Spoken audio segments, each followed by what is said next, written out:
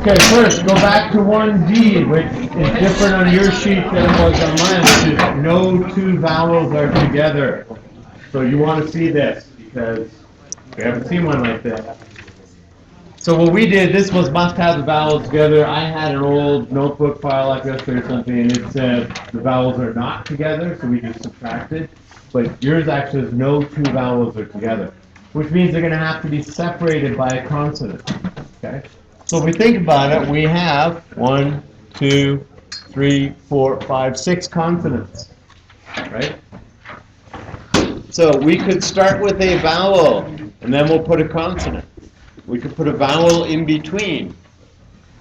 And if we do that, then we have to have a consonant. We could put a vowel in here, and then another consonant. We need to do this 6 times, so I'm going to have to go the other way.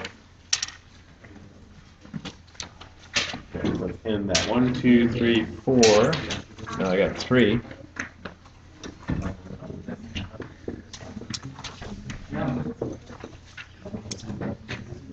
One, two, three, four. I got 5. I just write too big. Okay, so 1, 2, 3, 4, 5 consonants. So the spots with a C are going to be the consonants, right? And vowels can go anywhere in between them. Now we only have 3 vowels to place, right? So if we put the vowel like here and here and here, then all we do is collapse the other places, right? So we just end up with consonants together, which is fine. We just won't have the vowels together. Okay? So the idea is we put down all the consonants and we just say vowels have to go either in front of or in between the consonants. So there's 6 consonants, so that's 6 choices for this one, then 5, then 4, then 3, then 2, then 1, which is just 6 factorial, right? And the consonants, I've got 3 of them, so right now I've got 6 factorial. How many places can I put a vowel? Right now, how many spots are there for 3, 4, 5, 6, 7? I have 7 choices, right? For the first vowel. And then after I put a vowel in, I have 6 choices for the next vowel, and then 5 choices, and we'll multiply that by 6 factorial. So this is the consonants, and these are the vowels. Once we put the vowels in, so if I put like an A here and an O here and an I here, all we do is collapse this together, but the vowels will still be separated, right? Because there was guaranteed to be a consonant or more than one consonant. Okay, so this is the way you handle this type of question, right? You have to plunk it down, just figure out how many spots are available for the vowels. Okay, otherwise you're trying to figure out, well, what if I have a vowel first and then I have one consonant? But I could have 2 consonants, I could have 3, and so on, right? That's way too many possibilities to try and work out all those different things. This is the way you do it. Okay. So put your consonants down, vowels in between. So your consonants, 6 factorial. I have 7 choices for the first vowel, then 6, then 5. The rest of it collapses. Right. So these just won't be in there. They're just consonants together at that point. And away you go. Okay, so that's that. Now let's finish off the rest of this. Where was we? Here we go. Permutations with identical objects. Sometimes called permutations with repetitions. So, Johnny walks to school from home along the grid line shown in the diagram below. The school is 2 blocks north and 3 blocks west of his home. If Johnny must stay on the streets, as represented by the grid lines, and he must always move closer to the school, determine the number of different routes he can take to school by tracing the routes. So if we're going to trace the route out, if he leaves home, he's got one way to get here and one way to get here. Right? If he goes whatever direction that is, west, one way, or north, that means that to get here he can go 2 ways, right? He can go north and then west, or west and then north. To get up here, there's only one way. He just has to keep going north. But to get to this spot, there's 3 ways, because to get here, he can come from here, which is 1 way, or he can come from here, which is 2. And that path would be up here, here, here. That's 1, that's 2, and that's 3. Okay? So continuing along that manner, let me just clear that out. So we start here, we've got 1, 1, 1, 2, 3. To get here one way, again, it's just heading west. But to get here, it's going to be the sum of these two guys, right? Because to get here, he's either coming from here or here. There was one way coming from here, but there were two paths to get there, so that's 3. Similarly, that'll be 6. It's coming, this will be 1 to get here, the 3 and the 1 is 4, and 4 and 6 is 10. Okay? So there are 10 different routes to get from home to school, right? 10 different paths. Number of different routes is 10. What's the total number of blocks that he must walk to get to school? So whether he just goes 1, 2, 3, 4, 5, or 1, 2, 3, 4, 5, or 1, 2, 3, 4, 5, he's always going to be covering 5 blocks, right? He always has to cover 5 blocks. Now, if we think about it, one of those blocks could be northwest, northwest, west, right? So he's going to go north, then west, then north, then west, and west. That's one of his possible paths. 2 other possible routes are, just give me a couple other possible routes. What could he do? West, west, west, north, north, and what's one other one? North, north, west, west, west. I used to play this game sort of a game when I walked around downtown. Downtown is pretty much in a grid like this, and I know where I'm going, so I would just go wherever the green light would take me. Right? So I'd walk along until I hit a red light, and I knew, okay, I could turn, so then I would follow green lights until, and you do that sort of until you reached here, and then you had to go all the way that way, right? But you could count the routes. So what will all the routes have in common when they're written out using the direction of travel for each block covered? So what do we end up with? We have to go how many blocks west? So we got to go 3 blocks west and 2 blocks north. So each route covers 5 blocks. Each route covers 5 blocks. 3 blocks west.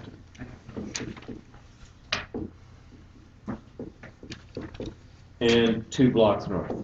Okay, and whether you do the 2 norths followed by the 3 wests, or the 3 wests followed by the 2 norths, or some combination of those. Okay, what's the value of 5 factorial over 2 factorial, 3 factorial? 10, right? So you just think, so 5, the 3 is 5 times 4 over 2, which would be 10.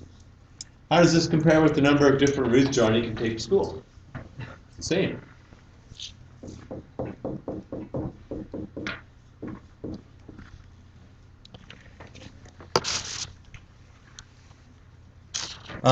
Johnny has traveled 20 blocks south and 8 blocks west from his home to his friend's house. If he stays on the streets and is always moving closer to his friend's house, determine the number of different routes Johnny can take. So what's an expression that we could use? How many blocks is he covering? So how many blocks is he covering? 28. And how many of those are, in this case, south?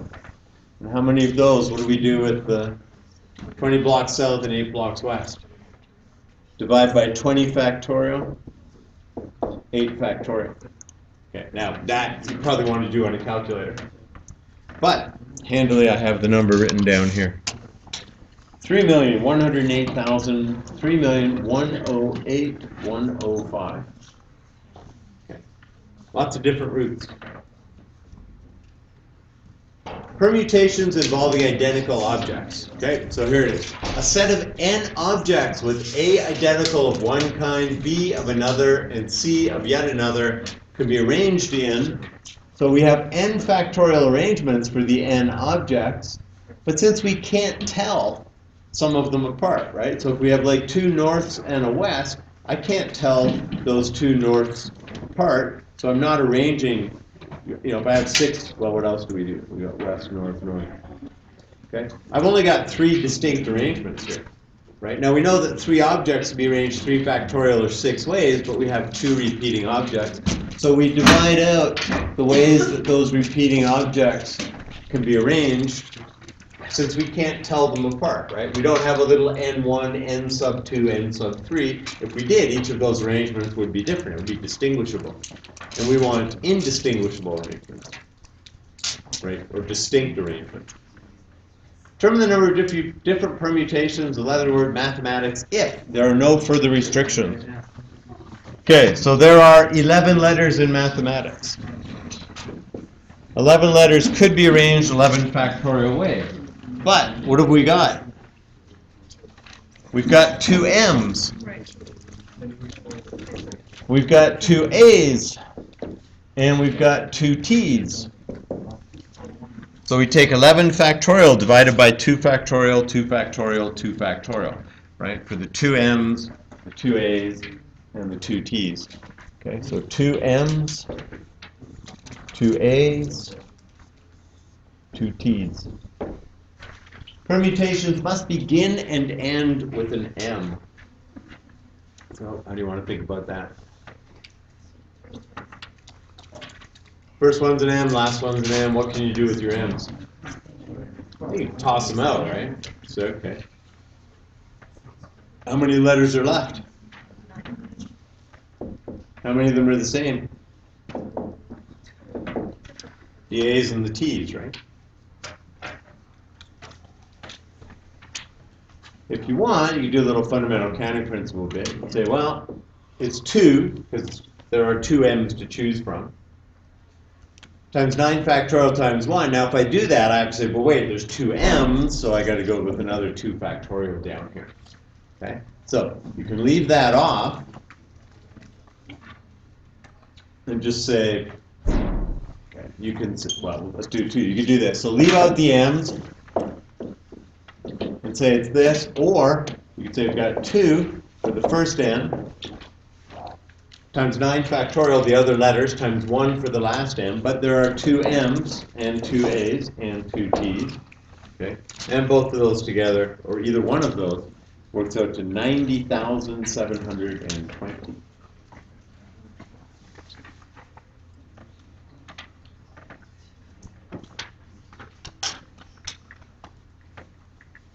The vowels must be kept together. So what are the vowels? 2 A's. We got A, E, A, I. So we have how many vowels? 4 of them, right? We're going to keep them together. So they constitute like one letter, right? So then how many letters do we have? So I'm counting these guys. Anything I've got a box around, I'm just counting as 1. So I've got 1, 2, 3, 4, 5, 6, 7, 8. I have 8 objects I'm arranging, right? One of those is the A, E, A, I. Okay, and then the other 7 are the other letters. So I've got 8 objects I'm arranging. That can be arranged 8 factorial ways. But the four vowels can be arranged 4 factorial ways. Okay, but we know that 2 of the letters are the same, 2 of the letters are the same, 2 of the letters are the same. Okay, so we divide out the ones that are the same. And that's equal to 120960. No 2 vowels can be together. Okay, you know how to do this one, right? Give this a shot. If no 2 vowels can be together, we just did one like that.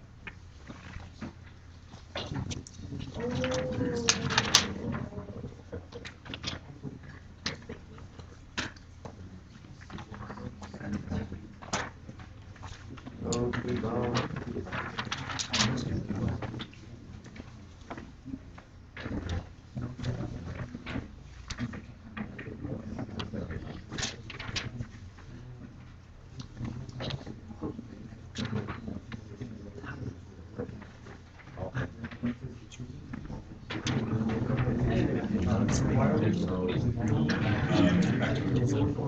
Two factorials, because there's 2 M's, can't tell them apart. You're going to take out that order. The 2 A's can't tell them apart. You're going to take out that order. 2 T's, Can't tell them apart, got to take out that order. Right, but the A's are part of the, like, I guess, vowel stuff. Okay, so you could do those as one thing. So I can arrange the 4 vowels 4 factorial ways, but 2 of them are the same, so I need to divide by 2 factorial. I can arrange the remaining 8 things 8 factorial ways, but 2 of them are M's and 2 of them are N's. Okay, if we do know 2 vowels can be together, then how many consonants do we have? We have 7 consonants, right? So call them C1, C2, C3, C4, C5, C6, C7. And vowels can go here. Or here. So how many places do I have that I can put a vowel? Got 8 places to put a vowel, right? So that's 8P4.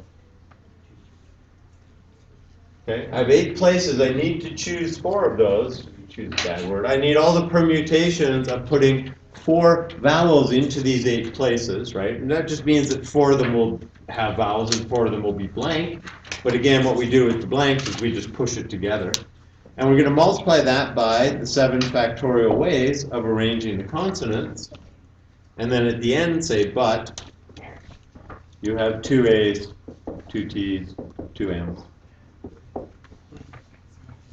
Okay, so this is using permutation notation before we use sort of fundamental counting principle. Before we did some stuff that said like no vowels can be together, and then you subtracted it from all the columns. Yeah, that was on my sheet, but not your sheet. Why can't you do that with this?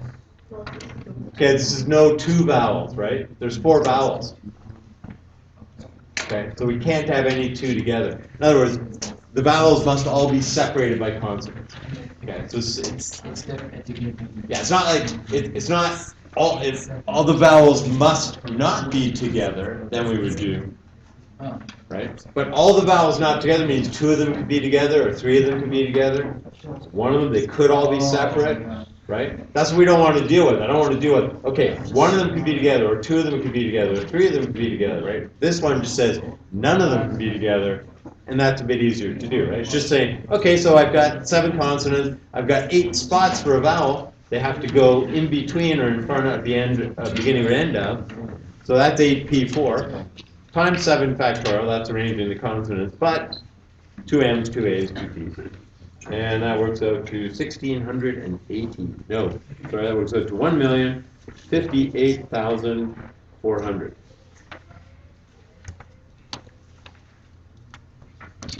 The next one. At a school track meet a few years ago, the final 800 meet event had 2 students from Mary Wisewood, 2 students from Dr. E.P. Scarlett, 3 students from Central Memorial, and 1 student from Western Canada. Determine the number of different orders in which the schools could have finished. Okay, so in this case, if Henry Wisewood is first and second, we're not distinguishing between which student scored first or got first and which got second, right? We're just looking for the finishing orders. So this becomes, well, okay, I've got 2 H's, right? 2 Henry Wisewood students. I got 2 S's, 2 from Scarlett, 3 C's, Central Memorial, 1 from Western.